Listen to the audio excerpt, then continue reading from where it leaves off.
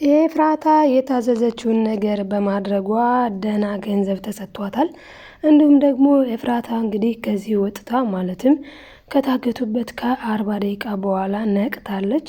ስትነቃም ራሷን ያገኘችው ያው እሷም እሱ ጋር አብራው ተመግባ ነበር ማለት ነው ምግቡን እና ከዚህና ጋር አብራው ተመግባ ስለነበረ እሱም አብረው ነው ተያይዘው አንቀላፍተው የነበር። እናም እንግዲህ መድብል ቴክስቱን እንዳየ ወዲያውን ነበረ እየደወለለት ለዝና። ዝናም እየተቆጣ አቤት ሄሎ ሲል ብድግ አድርጋ ኤፍራታ ጎበዟ የሚጠጣበት ቦታ ላይ ጠብ አርገዋለች ማለት ነው። የተሰጠችውን ያንንም አንስቶ ጠጥቶ መጠጡን ማለት ነው። ከዛ ወዲያውን ነው ደካከመኝ ብሎ የወደቀው ማለት ነው። ዝና እንግዲህ መድብል አፋፍሶ ይዟቸው ሄዷንኝ በመኪና ያው መኪና ምንም አዘጋጅቶ ነው መድብል በነገራችን ላይ እየጠበቀ የነበረው። ከወሰደ በኋላ በዚህ መልኩ ጠፍሮ አስሮታል ማለት ነው። እንግዲህ ዝና እንደዚህ በዚህ መልኩ ተይዞ ታስሯል። እናም ሞገስ ዝና ጋር ይሄድና እሺ ጀግናው እያለ በጣም እያሾፈበት ይገኛል ማለት ነው። በዚህ ሰዓት ኤፍራታ ግን አታሉኛል በማለት እንግዲህ በጣም ነው ያኮረፈችው መድብልን። ምክንያቱም መድብል አሁን እውነት ነው የነገ እኮ የልጆች እናት ነሽ ያለኝ በእርግጠኝነት እያሾፈብኝ ነው ማለት ነው። ግን እንዴት ለምን ያሾፍብኝ ይችላል እያለች በራሷ ጥያቄ እየፈጠረባት ነው። ነገር ግን እኔ ገንዘቡንም አልፈልግም፣ ብርም አልፈልግም፣ ምንም አልፈልግም። ያለኝ ነገር እውነት ከሆነ በቂ ነው። በቃ ወዶኛል ማለት ነው። አሁን ላይ ወዶኛል ማለት ነው። ስለዚህ በቃ እያለች በጣም እየተወጠራጠረች ትገኛለች ማለት ነው ኤፍራታ። በነገራችን ላይ እንኳን አይደለም ይቅርና እሱ ኤፍራታ እንዲያገባ መድብል ማህሌትን ራሱ ወንድሜ ጋር ምን ስትይ ገባሽ አንቺ ባለጌ ሲላት ነበረ። እኔ የምለው ወንድሜን ግን ምን አስነክተሽ ነው ሲላን ነበር ማህሌትን።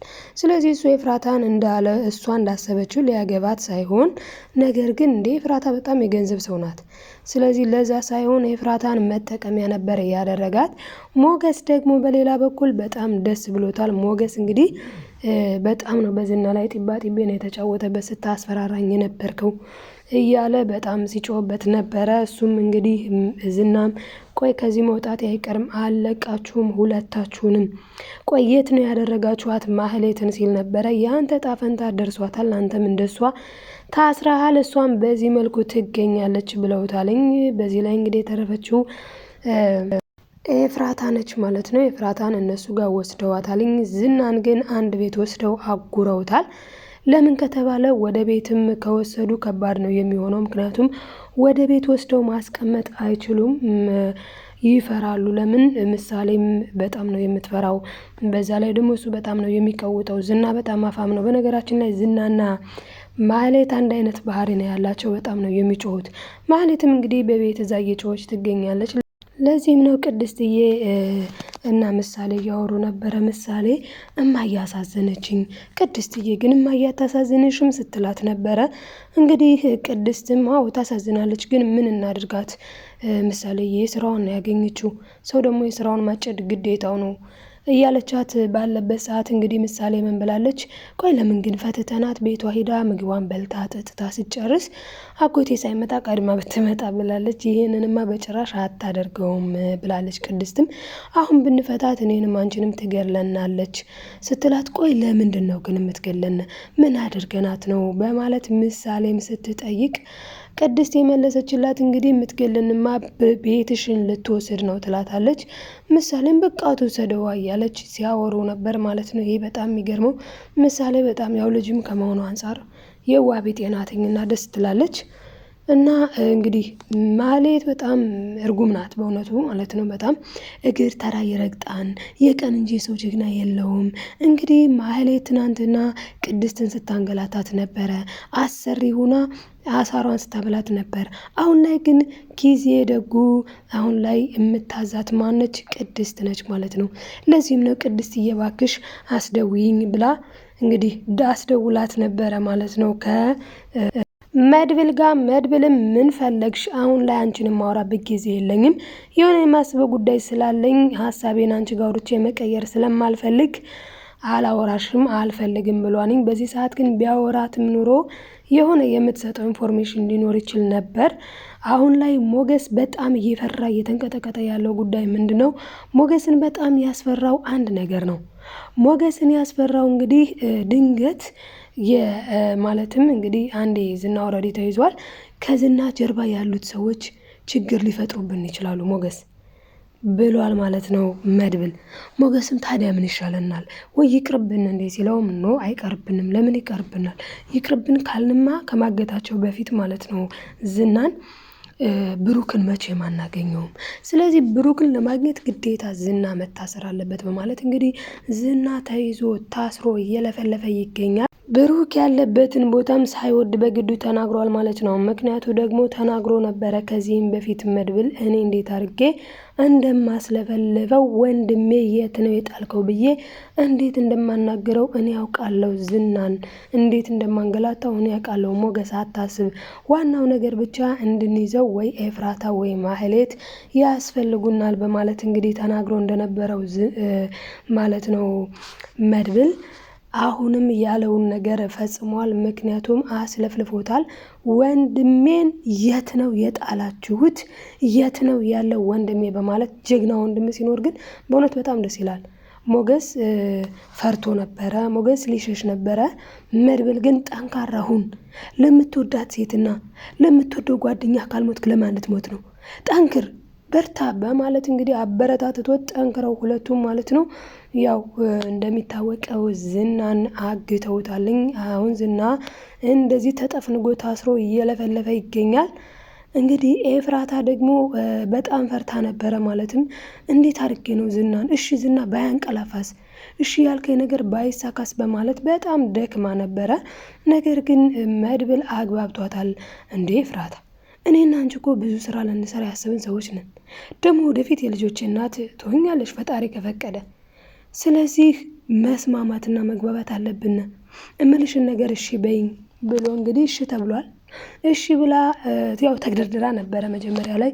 አይ እኔ ፈራለሁ ማለት በቃ ዝና ቢይዘኝስ በኋላ ላይ ብላ በጣም ስትፈራም ኖ አትፍሪ፣ አይዞሽ፣ ምክንያቱም የፈራ ይወጣን የሚባል ተረት አለ። ስለዚህ አንቺም ደግሞ አትፍሪ፣ ደፋር ሁኚ። አንደኛ እህትሽ ማህሌት የት እንዳለች እናውቃለን በዛ ሰዓት። ሁለተኛ ደግሞ ዝናን እንበቀለዋለን። ምክንያቱም ሞገስን ብሩክን እንዲያመጣ። በነገራችን ላይ ሞገስ ራሱ በዚህ በጣም ደስተኛ ነው። ምክንያቱም ሞገስ አሁን በጣም የሚወዳት የሚያከብራትን ፍቅረኛውን ይዞ መከራውን እየተሳደደ ያለው እኮ በዝና ምክንያት ነው። ሉላ ዝና እንዴት እንዳንገላታት እንዴት እንዳደረጋት ስለምታውቅ ከሁሉም በላይ ዝናን በደንብ የምታውቀው ሉላ ናት። ለዛ ነው ሉላ ሞገስን ለሞገስ ማለት ነው ዝናን የምታውቁት አይመስለኝም። ዝና እኮ በጣም ከባድ ሰው ነው። ዝና በጣም 5 አይነት 6 አይነት ማንነት ያለው ሰው ነው። በጣም ወንጀለኛ ነው።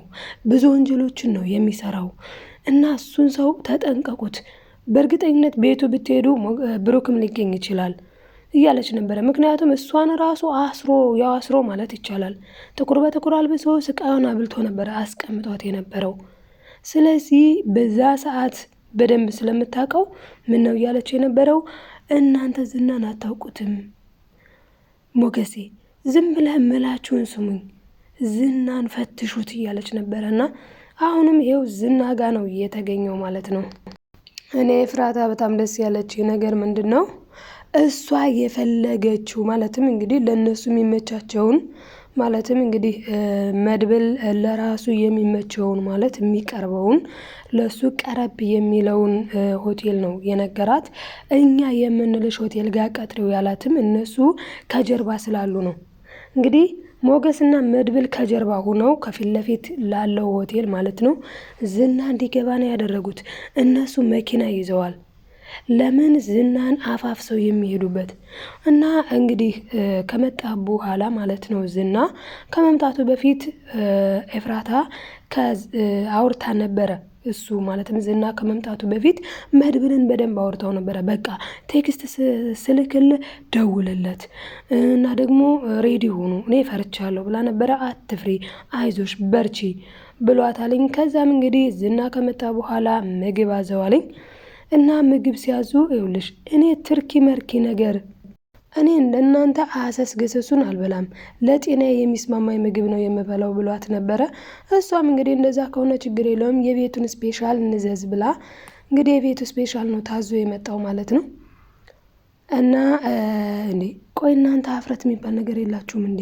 አንቺም እህትሽም አንድ አይነት እናንተማ ገና ብዙ ጦስ ታመጡብኛላችሁ እያለ ነበረ። ጦሱ ደርሶት ይኸው ታስሮ በእንግልት ላይ ይገኛል። የፈሩት ይደርሳል፣ የጠሉት ይወርሳል እንዲሉ ቤተሰቦቻችን ማለት ነው። እንግዲህ ዝናም የፈራው ደርሶበታል። ዝና ፈርቶ የነበረው ምንድን ነው ማለት እንደዚህ መታገትን እንደዚህ በእናንተ ምክንያት ማለትም በአንቺም ሆነ በእህትሽም ሆነ ምክንያት አንድ ነገር ቢደርስብኝ አልፋታችሁም ብሎ ነበረ። ኦልሬዲ ደርሶበታል ማለት ነው። ኤፍራታ ስር የተባለችውን ስራ ሰርታለች። ማህሌት ታግታለች። እንዲሁም ደግሞ ዝናም ታግቷል። አሁን ላይ መድብል ትልቅ ስራ እየሰራ ይገኛል። እናም በቀጣይ ደግሞ አሁን ብሩክ ይመጣል ማለት ነው። በቀጣዩ ክፍል ብሩክ ሲመጣ ብሩክን አሁን በቀጣዩ ይዤላችሁ ይመጣ ይሆናል። ለጊዜው ለአሁኑ ግን ይህን ይመስል ነበር ማለት ነው። ይዤ የመጣሁት ቪዲዮ ላይክ ሰብስክራይብ ይህን ቪዲዮ ላይክ ሰብስክራይብ ማድረጋችሁን አትርሱ። ላይክ ስታደርጉት ፎርዋርድ ያደርጋልና ላይክ አድርጉ። ቤተሰብ ያልሆናችሁ ሰብስክራይብ ያደርጋችሁ ቤተሰብ ሁኑ። ለምታበረታቱኝ ኮሜንት ለምጽፉልኝ ደግሞ ከልብ አመሰግናለሁ ማለት ነው። ተወዳጆችዬ ደህና ቆዩልኝ። በያላችሁበት ሰላማችሁ ይብዛ። ባይ ባይ።